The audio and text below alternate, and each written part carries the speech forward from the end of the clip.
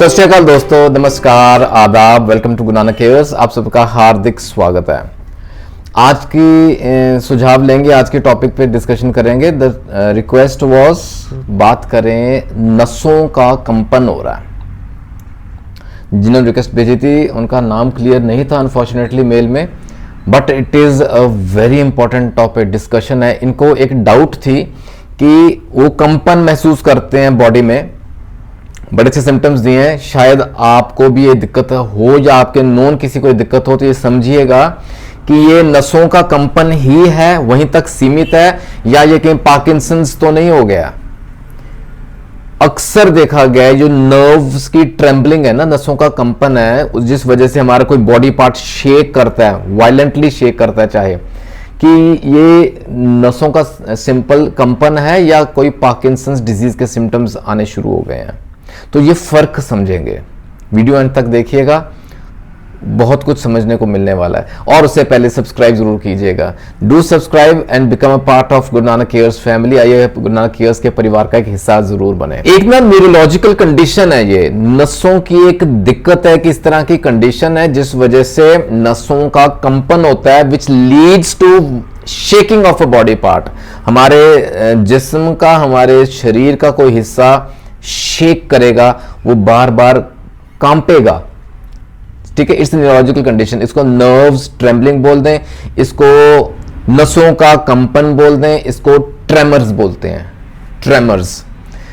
ठीक है, बहुत कॉमन दिक्कत है।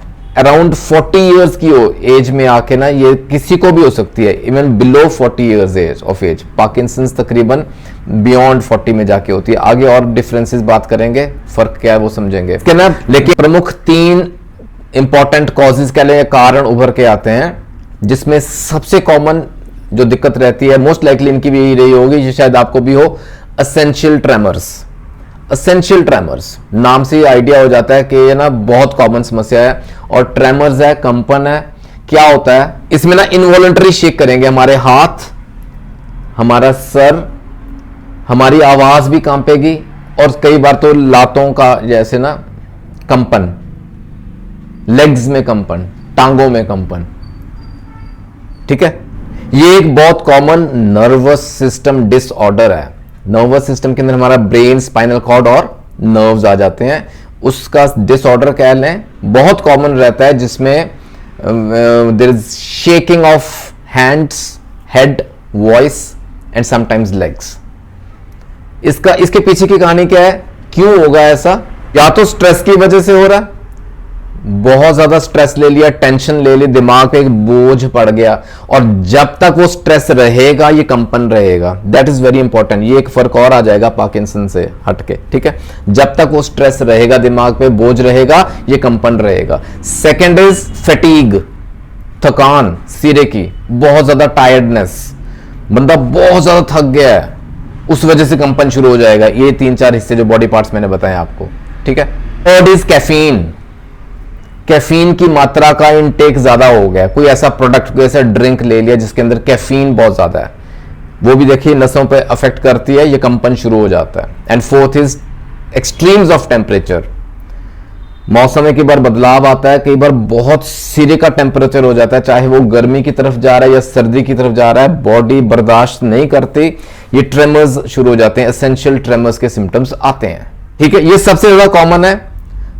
और एसेंशियल ट्रेमर्स आप समझ गए होंगे, जो सिम्टम्स मैंने बताए आपको, इसको अक्सर लोग ना पार्किंसंस के साथ कंफ्यूज कर जाते हैं, वो फर्क आप समझते हैं। There is difference between the two. Parkinson's normally क्या होता है, बंदा एट रेस्ट है, बॉडी पार्ट्स एट रेस्ट है, तो भी कंपेंगे।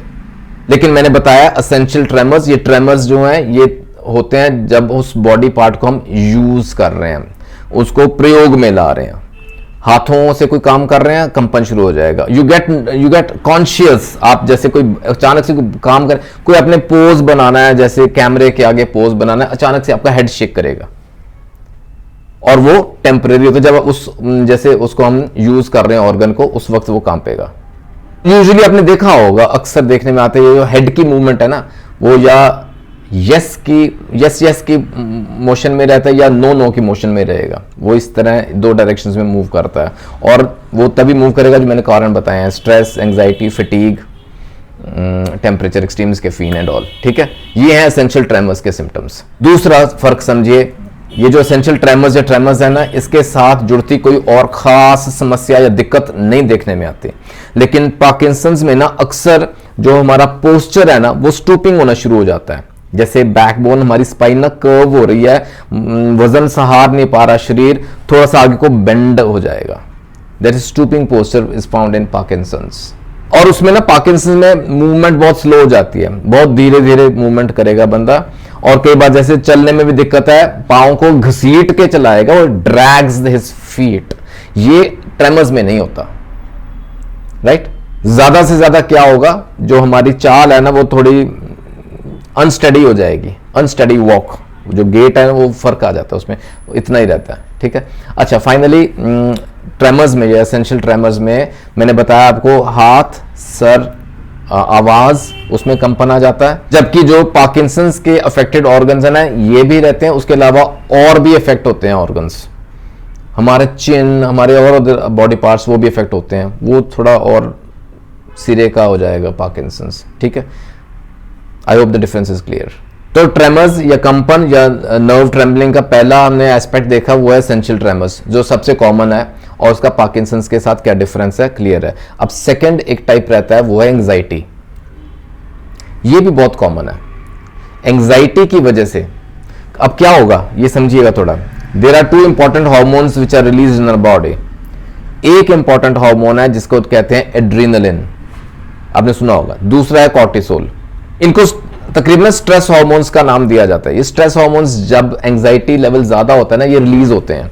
जब ये रिलीज होते हैं तो हमारी मसल्स पे ये जाके एक्ट करेंगे, उनको टेंस करेंगे, उनको रिलीज करेंगे, उनको टेंस करेंगे, उनको रिलीज करेंगे। और ये जो मसल की मूवमेंट होती है बड़ी क्विक होती है, जिस वजह से वो शेकिंग, वो ट्रेम्बलिंग, वो कंपन, वो ट्रेमर्स शुरू हो जाते हैं। लेकिन याद रखिएगा, ये कंपन, ये ट्रेमर्स तब तक रहते हैं जब तक एंग्जाइटी है। एंग्जाइटी खत्म हो गई, ट्रेमर्स खत्म हो गए, सही है।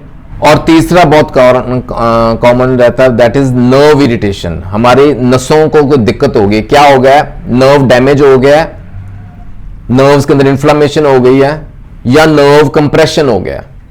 ये ट्रॉमा की वजह से हो सकता है, एक्सीडेंट की वजह से हो सकता है। Anything that can lead to nerve damage, it will lead to nerve irritation. नसों में ना इरिटेशन सी होनी शुरू हो जाती है।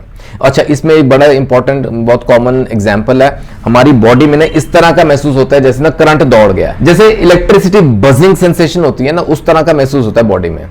Now that is nerve irritation, ठीक है। ये प्रमुख बेसिक नॉलेज के लिए इतना काफी है। ये तीन इंपॉर्टेंट चीजें याद रखिएगा। Essential tremors is the most common, और पार्किंसन से ये अलग रहता है।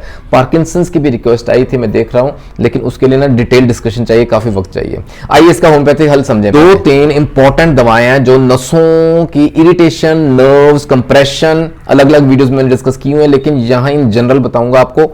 नर्व्स के ट्रेमर्स जो है ना, यहां काम करती हैं। बड़ी इंपॉर्टेंट दवा है अर्जेंटम नाइट्रिकम, स्पेशली जब एंग्जाइटी की वजह से ऐसा हो रहा है। अगर ट्रेमर्स हो रहे हैं, मैंने बताया एंग्जाइटी की वजह से हो रहे हैं, तो अर्जेंटम नाइट्रिकम याद रखिएगा। और शुरुआती लक्षणों में 30 CH पोटेंसी दिन में 2 से 3 बार दें, आपको राहत मिलेगी। Second important remedy is जलसीमियम। अब जलसीमियम भी इस लेवल पे काम करेगी जहां कारण एंग्जाइटी है। एंग्जाइटी की वजह से अगर नर्व ट्रेमर्स हो रहे हैं, नसों में कंपन हो रहा है, जलसीमियम 30 CH, again a very important remedy. कई बार आपने देखा है, हमें अचानक से गुस्सा आ गया, अचानक से गुस्सा आ गया, एंगर बहुत ज्यादा हो गया और शरीर को हिस्सा कांपना शुरू हो गया। ऐसे केस में स्टेफिसेग्रिया याद रखिए, 30 CH पोटेंसी में काम करेगी। स्टेफिसेग्रिया 30 CH दिन में 2 से 3 बार दें, आपको राहत मिलती है। वो एंगर लेवल पे भी कंट्रोल होगा और ये ट्रेमर्स कम होंगे। डर की वजह से अगर हो गए, फ्राइट, फियर, उस वजह से कंपन होता है, नसों में कंपन होता है, ट्रेमर्स होते हैं। ओपियम तकरीबन सिंगल डोज से आराम आ जाएगा। अगर 200 CH पोटेंसी में है आपके पास, a single dose can help you. अच्छा, आपने देखा अंदरूनी कंपन भी होता है कई बार, बाहर से महसूस नहीं होता, लेकिन इंटरनल नर्व्स में ट्रेमलिंग हो रही है। रस्टॉक्सिकोडेंड्रॉन, RT, rhus tox, very important remedy, 30 CH में आपको हेल्प कर सकती है। और दूसरी इंपॉर्टेंट रेमेडी है स्टैनम मेटालिकम, स्टैनम मेट। यह भी बड़ी उम्दा दवा है, 30 CH में दिन में 2 से 3 बार लें, आपको राहत मिलती है।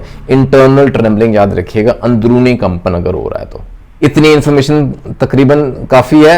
आई हैव कवर्ड ऑलमोस्ट बहुत कॉमन जो दिक्कतें हैं, बहुत कॉमन सिम्टम्स हैं, कारण आपके सामने रखे, और पार्किंसंस के साथ क्या डिफरेंस है वो हमने समझ लिया, ठीक है। लेकिन कभी अगर ऐसा होता है, ट्रेमर्स अचानक से शुरू होते हैं ना, तो ये दवाएं अपने पास रखिएगा। उम्मीद करता हूं आज के वीडियो से आपको फायदा जरूर पहुंचना चाहिए भी। दोस्तों जुड़े रहेंगे गुरु नानक केयर्स के साथ for more such informational videos. अपने सुझाव जरूर भेजिएगा, अपने कमेंट सेक्शन में डालिएगा, या you can mail me at gurunanakkayers@gmail.com। जल्दी मिलेंगे अगले वीडियो में फॉर श्योर।